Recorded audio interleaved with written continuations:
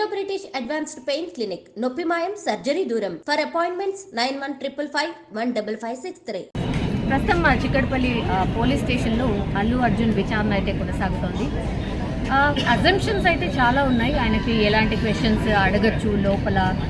And మొన్న CC footage ఏదైతే police department ఒక ప్రజెంటేషన్ ద్వారా పూర్తిగా అందరికీ చూపించే ప్రయత్నం చేసిందో అప్పుడు కూడా అల్లు అర్జున్ ప్రెస్ మీట్కి అండ్ పోలీసులు చెప్పిన వర్షన్కి చాలా డిఫరెన్స్ ఉంది. సో ఆ సీసీ ఫుటేజ్ పూర్తిగా చూపించి క్వశ్చన్స్ అడగబోతున్నారు అనేది ఒకటి. ఆయన మొన్న ప్రెస్ మీట్లో మాట్లాడినప్పుడు దానికి దీనికి అసలు పొంతం లేకుండా ఆన్సర్స్ చెప్పారు అనేది రెండోది. ఆ తర్వాత సివి ఆనంద్ కూడా చెప్పారు, కొన్ని మేము చూపించలేకపోతున్నాం కొంత సీసీ ఫుటేజ్ని అన్న మాట కూడా చెప్పారు. ఆ హిడెన్ సీసీ ఫుటేజ్ని ఇప్పుడు అల్లు అర్జున్కి చూపించి క్వశ్చన్స్ చేయబోతున్నారు, క్వశ్చన్స్ అడుగుతున్నారు లోపల అనేది కూడా ఇంకో వర్షం. మనతో పాటు ఉన్నారు అడ్వకేట్ తిరుపతి వర్మ గారు మనతో పాటు. ఎగ్జాక్ట్లీ అసలు ఎట్లా పోలీస్ స్టేషన్ విచారణకు పిలిచినప్పుడు జనరల్లీ ఎలాంటి క్వశ్చన్స్ అడుగుతారు ఏంటి అనేది ఒక్కసారి కనుక్కునే ప్రయత్నం చేద్దాం. సార్, అల్లు అర్జున్ స్టారా నార్మల్ పర్సనా అది పక్కన పెడతాం సార్. ఇన్ జనరల్లీ వీవీఐపీ కావచ్చు లేకపోతే నార్మల్ పర్సన్స్ కావచ్చు, సేమ్ క్వశ్చనింగ్ ఉంటుందా? ఒకటి మొన్న అంటే సీసీ ఫుటేజ్ అదంతా కూడా చూపించారు కదా, అవన్నిటిని కూడా చూపించి క్వశ్చన్ చేయబోతున్నారా? ఇక్కడ ఈ గవర్నమెంట్లో చట్టం ముందు అందరూ సమానులు అనే ఒక మెసేజ్ ఇవ్వడానికి ఇక్కడ మనం మెసేజ్ ఇస్తున్నాం అని చెప్పి మనం భావించాం. ఎందుకంటే సంధ్యా థియేటర్లో దుర్ఘటన జరగడం అనేది చాలా బాధాకరం ఫస్ట్.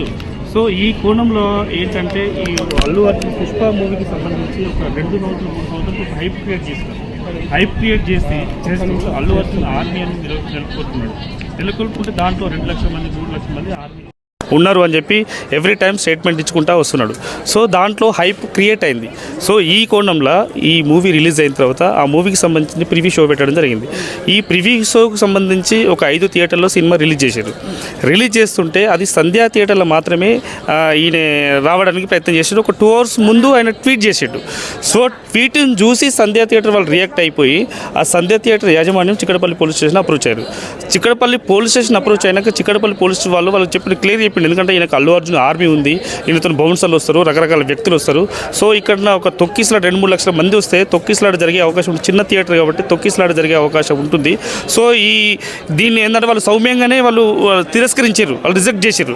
రిజెక్ట్ చేసిన తర్వాత కూడా ఆయన ఏంటంటే ఏం జరిగింది, ఈ గతంలో జరిగింది, మేము వచ్చినాం, మాకేం కాదు, మేము చూసుకుంటామని ఒక ఓవర్ కాన్ఫిడెంట్తో పోలీస్ వాళ్ళ మాటలను కూడా వాళ్ళ యొక్క లెటర్ని కూడా రిజెక్ట్ చేసిందని కూడా బేఖాతరు చేసేసి అల్లు అర్జున్ గారిని ఇన్వైట్ చేయడం జరిగింది.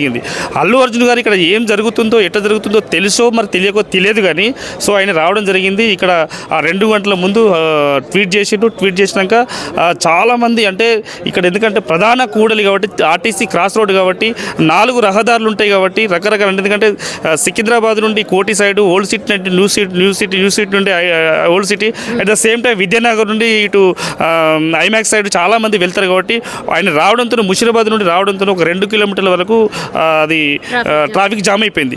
ట్రాఫిక్ జామ్ అయిపోయిన తర్వాత ఒక సెలబ్రిటీ వస్తున్నప్పుడు, ఒక మంచి హోదాలో ఉన్న వ్యక్తి వచ్చినప్పుడు ఆయనకు సెక్యూరిటీగా పోలీసు వాళ్ళు అక్కడ ఆ సమాచారాన్ని అందుకొని అక్కడికి రావడం జరిగింది. సో వాళ్ళు నియంత్రించే ప్రయత్నం, చెప్పే ప్రయత్నం చేస్తున్నారు. ఎందుకంటే అక్కడికి కూడా అల్లు అర్జున్ దగ్గర కూడా పోలీసు వాళ్ళు రీచ్ అయ్యే అవకాశం లేకుండా పోయింది. ఎందుకంటే అంతమంది ఆర్మీని పెట్టుకొని అంతమంది బౌన్సర్లను పెట్టుకుని ఆయన వస్తున్న క్రమంలో, ఎందుకంటే ఇక్కడ సరే వస్తుండే ఎట్లా ఇక్కడ సంఘటన, ఎందుకంటే పోలీసు వాళ్ళు అంటే మంచి ఉద్దేశం కొని ఒక నియంత్రించాలి, వాళ్ళకు ఏం జరగకూడదని చెప్పి వాళ్ళు ఒక నియంత్రించే ప్రయత్నం చేశారు. ఆ ప్రయత్నంలో భాగంగానే అల్లు అర్జున్ గారు సంధ్యా థియేటర్ 2 కిలోమీటర్ల దూరం నుండి ఒక హైప్ క్రియేట్ చేసుకుంటూ వాళ్ళు ఒక సినీ ఫక్కీలో అండ్ ఒక రాజకీయ కోణంలో వస్తున్నట్టు అనిపించిందట. సో ఆయన చూడడానికి అంటే ఆయన సీక్రెట్గా సినిమాకి వచ్చి చూసి వెళ్తే అయిపోతుండే, ఆయన అభివాదం చేసుకుంటూ బయట జనాలకు చేతులు ఒప్పుకుంటూ వచ్చేసరికి ఆ ప్రజలు అక్కడ వాళ్ళు చాలామంది రియాక్ట్ అయినారు. సో అభిమానులు కూడా రియాక్ట్ అయ్యేసరికి అక్కడ ఈ బౌన్సర్ల వలన అయితేంది, లేదంటే అక్కడ ఉన్న వాళ్ళ అభిమానుల వల్ల అయితే, అభిమానులు అంటే అల్లు అర్జున్ ఆర్మీ వల్ల అయితే మీద తొక్కిసలాట జరిగింది. ఈ తొక్కిసలాట జరిగిన తర్వాత అమాయకులైన ఒక కుటుంబంలో రేవతి అనే కుటుంబం, ఆమె చనిపోయింది. రేవతి అనే అమ్మాయి చనిపోయింది. వాళ్ళ అబ్బాయి శ్రీతేజ్ హాస్పిటల్ పాలైపోయి చావు బతుకుల మధ్యలో ఉన్నాడు. సో దీనికి సంబంధించిన కేసుకు సంబంధించిన కంప్లైంట్ వెంటనే అంటే మేము స్పందించినాము యాజ్ అన్ అడ్వకేట్గా స్పందిస్తే వాళ్ళు పోలీసు వాళ్ళు వెంటనే స్పందించారు. సో వాళ్ళ ఫాదర్ పేరు మీద కూడా కేసు పెట్టడం జరిగింది. సో మొత్తానికైతే పోలీసు ఎఫ్ఐఆర్ రిజిస్టర్ చేయడం జరిగింది. ఎఫ్ఐఆర్ రిజిస్టర్ చేసిన తర్వాత 376/2024లో కేసు నమోదైన తర్వాత ఈ దానికి అంటే ఒక సామాన్య పౌరునికి ఏ విధంగా ఉంటుందో అల్లు అర్జున్ గారు కూడా ఒక సెలబ్రిటీ అయినా కూడా అక్కడ అంటే చట్టం ముందు అందరూ సమానులు అని చెప్పి పోలీసు వాళ్ళు భావించి రిజిస్టర్ చేసి వెంటనే అరెస్ట్ చేయడం జరిగింది. చేస్తూ సో ఆయన రిమాండ్కి తరలించడం జరిగింది. రిమాండ్ అయిన తర్వాత ఒకరోజు జైలుకి వెళ్ళిండు. అదే రోజు రిమాండ్ చేస్తున్న క్రమంలో వాళ్ళు హైకోర్టులో ఇంటర్వ్యూ బెయిల్కు ప్రయత్నం చేశారు. ఇంటర్వ్యూ బెయిల్ వచ్చింది. ఇంటర్వ్యూ బెయిల్ వస్తున్న క్రమంలో హైకోర్టు కొన్ని నియమ నిబంధనలు పెట్టడం జరిగింది. ఆ నియమ నిబంధనలు పెడుతున్న క్రమంలో ఆయనను ఒకరోజు జైల్లో ఉన్న తర్వాత రిలీజ్ అయిన తర్వాత వాళ్ళ ఇంటి దగ్గర ఈయనను అంటే అల్లు అర్జున్ కలవడానికి పెద్ద పెద్ద సెలబ్రిటీలు సినిమాకు సంబంధించిన వాళ్ళు వెళ్ళి ఆయనకు సింపతి చూపించుకుంటూ ఆయనను పరామర్శించడం జరిగింది. సో ఇక్కడ దీనికి సంబంధించి ఇక్కడ రేవతి కుటుంబం రోడ్డు పాలైన కానీ శ్రీతేజ్ 3-4 రోజుల నుండి 5 రోజుల నుండి హాస్పిటల్ కానీ ఆయన కనీసం మద్దతు ఇవ్వకుండా కనీసం ఆయనకు ఎలాంటి సహాయ సహకారాలు అందించకుండా చిత్ర యూనిట్ కానీ వాళ్ళు ఎవరు స్పందించకపోవడం వల్ల ఈ విషయంలో సీఎం గారు స్పందించడం జరిగింది. సీఎం గారు ఎందుకు స్పందించారంటే ఆయనకు కాలు వంకర పోయిందా, కన్ను వంకర పోయిందా, ఎందుకంటే ఆయనకి ఏమైంది, ఏం బాధ వచ్చింది.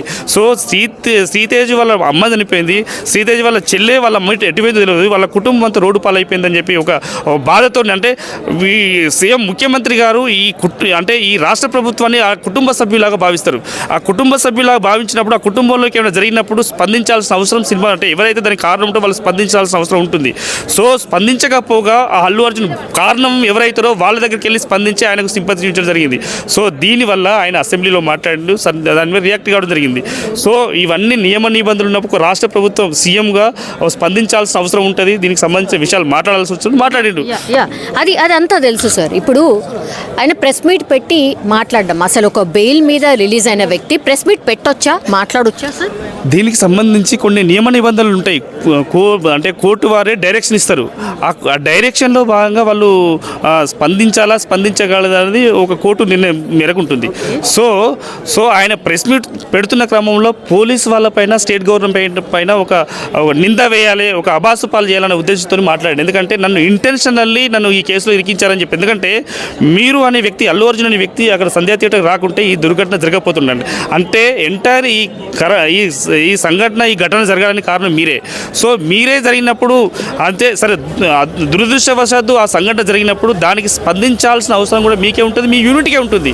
సో మీరు స్పందించకపోగా ఆ పోలీసు వాళ్ళను కూడా మీరు నిందించే ప్రయత్నం చేస్తున్నారు.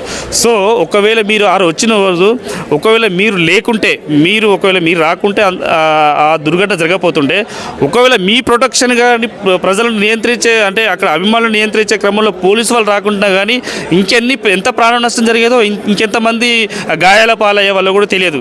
సో ఇప్పుడు ఏం క్వశ్చన్స్ అడుగుతారు సార్ ఇన్ జనరల్లీ? ఇప్పుడు ఒక మనిషిని ఆల్రెడీ అరెస్ట్ చేసిండ్రు, రిమాండ్ విధించిన తర్వాత ఆయనకు బెయిల్ వచ్చింది, బయటకు వచ్చింది సార్. అగైన్ నోటీసులు ఏ సందర్భంలో ఇస్తారు, ఎంత కేసులో ఎంత సీరియస్నెస్ ఉంటే ఇస్తారు సార్? అంటే అల్లు అర్జున్ గారికి వచ్చింది ఇక్కడ మధ్యంతర ఉత్తర్వులు మాత్రమే. ఎందుకంటే నిజాలు అని చెప్పి నిజాలు అనేది హైకోర్టుకు వీళ్ళు చెప్పిరో లేదా గోప్యంగా ఉంచిరో డిపెండ్ అని వాళ్ళ అడ్వకేట్ని బట్టి, వాళ్ళ ఇన్వెస్టిగేషన్ బట్టి ఉంటుంది. సో దాంట్లో నియమ నిబంధనలు ఏ విధంగా ఉన్నాయంటే కొన్ని కండిషన్స్ ఏముందంటే, డైరెక్షన్ ఏముందంటే, మీరు అల్లు అర్జున్ అనే వ్యక్తి పోలీస్ వాళ్ళు ఎప్పుడు పిలిచినా కానీ, ఎప్పుడు ఇన్వెస్టిగేషన్ చేసినా కానీ వాళ్ళకు సహకరించాల్సిన బాధ్యత మీకు ఉంది కాబట్టి వాళ్ళకు డైరెక్షన్ ఇవ్వడం జరిగింది. అందుకని దాంట్లో ఇన్వెస్టిగేషన్లో భాగంగానే ఈ కేసును ముందుకు పోవడానికి, ముందుకు సహకరించడానికి అల్లు అర్జున్ గారికి నోటీస్ ఇవ్వడం జరిగింది. ఆ నోటీస్లో భాగంగా ఈరోజు చిక్కడపల్లి పోలీస్ స్టేషన్కి వచ్చారు. ఇప్పుడు ఇన్వెస్టిగేషన్ జరుగుతుంది.